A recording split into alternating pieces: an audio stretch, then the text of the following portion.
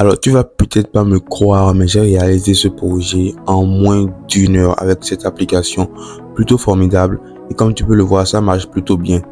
Alors, dans cette vidéo, je vais t'expliquer exactement, étape par étape, comment j'ai pu réaliser un projet pareil en si peu de temps et comment tu peux également faire pareil.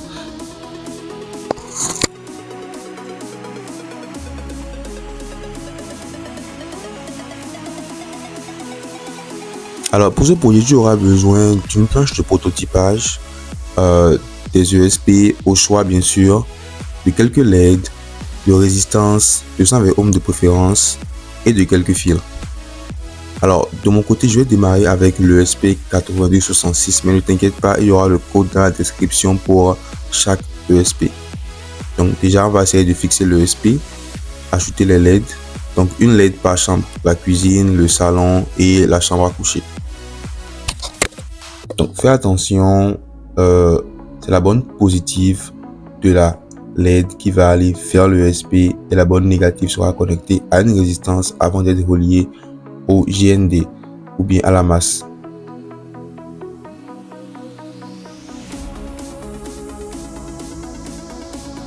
Une fois que c'est fait, on va ajouter maintenant le fil de connexion qu'on va connecter directement à la masse. Généralement, c'est G ou GND sur certaines plaques.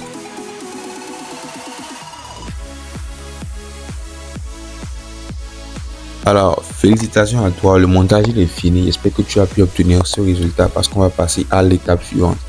Et pour cette étape, j'espère que tu as pu télécharger le fichier depuis GitHub. Si ce n'est pas fait, j'ai laissé une vidéo short dans la description qui t'explique exactement comment le télécharger. Alors, voilà maintenant sur l'Arduino IDE avec le code déjà téléchargé. Alors, pour cette section, il n'y a pas grand chose à voir. C'est juste un fichier auxiliaire.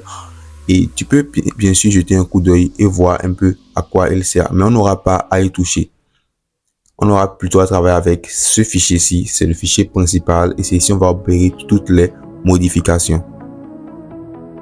Alors, on va attaquer la section déclaration des broches.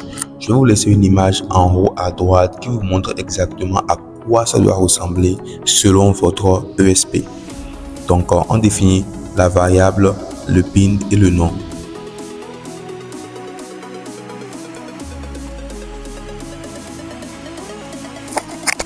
Alors, on attaque la section suivante qui est le setup. Alors, il faut préciser ici si nos pins seront des entrées ou des sorties. Donc, on va mettre output pour préciser que ce sera des sorties.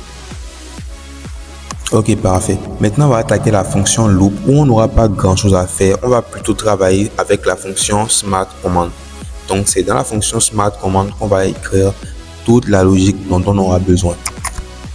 Alors pour cette section, j'ai fait une vidéo détaillée sur exactement comment elle fonctionne, qu'est-ce qu'il faut écrire et pourquoi il faut l'écrire. Je vais quand même démarrer ici avec une petite explication.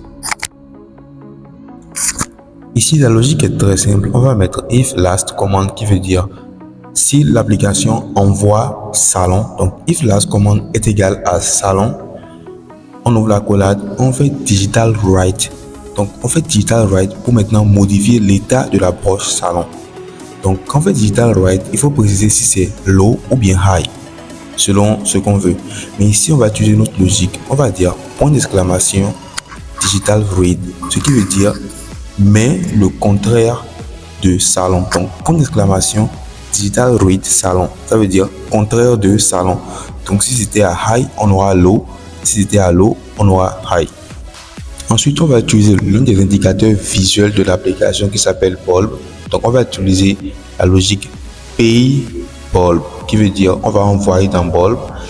Bulb est généralement vrai ou faux. Donc, on va faire une logique très simple. On va dire bulb va recevoir digital read. On va digital read salon. Point d'interrogation. Donc, quand je dis point d'interrogation, ça veut dire quoi? Si salon c'est high, on va mettre true, donc vrai. Si salon c'est low, on va mettre false dans bulb 2. Vous pouvez changer cette logique là par if si vous voulez, ça aura le même résultat. Voilà un peu à quoi tout ce que votre fonction last command doit ressembler. Et on termine par cette petite section par la suite bien détaillé dans le code, ne vous inquiétez pas, avec des commentaires. Et on termine avec ma section préférée, celle de mise à jour automatique qu'on ne va malheureusement pas utiliser aujourd'hui, mais plutôt dans les prochaines vidéos. Ok, félicitations. Maintenant, on va uploader notre code. On va dans la section Select Board. On va vérifier les USB qui sont branchés. Là, on ne sait pas vraiment, on va débrancher et rebrancher. C'est le COM8. On va écrire le nom maintenant, c'est Node MCU. On clique et on valide OK. Alors on va téléverser, le téléversement a commencé. Si vous obtenez des erreurs, il faudrait mieux que vous copiez directement le code depuis le fichier GitHub et que vous uploadez directement pour être sûr. Et là vous pouvez revenir maintenant sur la vidéo et voir les parties que vous avez ratées. Donc on est presque à la fin de l'upload, plus que quelques secondes et je pense que c'est bon. Là on va maintenant ouvrir notre Serial Monitor. À ce niveau, ouvrez votre point d'accès, l'USB va tenter la connexion à votre téléphone. Essayez également de voir la vidéo sur l'ajout des boutons et l'ajout des USB, elle est très courte, le lien est dans la description. Alors ici, on sélectionne l'USB, on va lancer une connexion. Alors la connexion a réussi, on va lancer une liaison. La liaison également a réussi, on va vers le tableau de bord.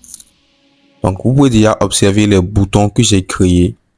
J'en ai créé 3. Essayez de voir un peu plus près. Il y a le bouton de la chambre, le bouton de la cuisine et le bouton du salon. Vous allez également observer ce que je disais par bulb. C'était les 4 sortes d'ampoules qui sont sur l'écran là.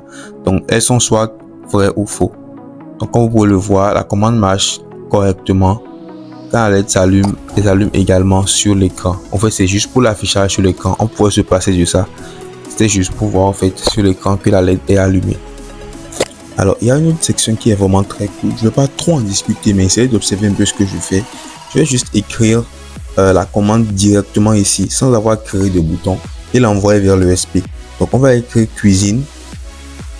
Donc voilà, cuisine. Et on va envoyer cuisine vers l'USB.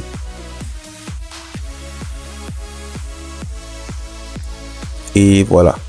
Donc, félicitations à toi si tu es arrivé jusqu'ici. Tu peux déjà aller impressionner ta famille et tes amis. Si ce n'est pas le cas, n'oublie pas de jeter un coup d'œil à la vidéo sur comment récupérer le code depuis GitHub. Là, tu pourras l'uploader directement sur ton USB.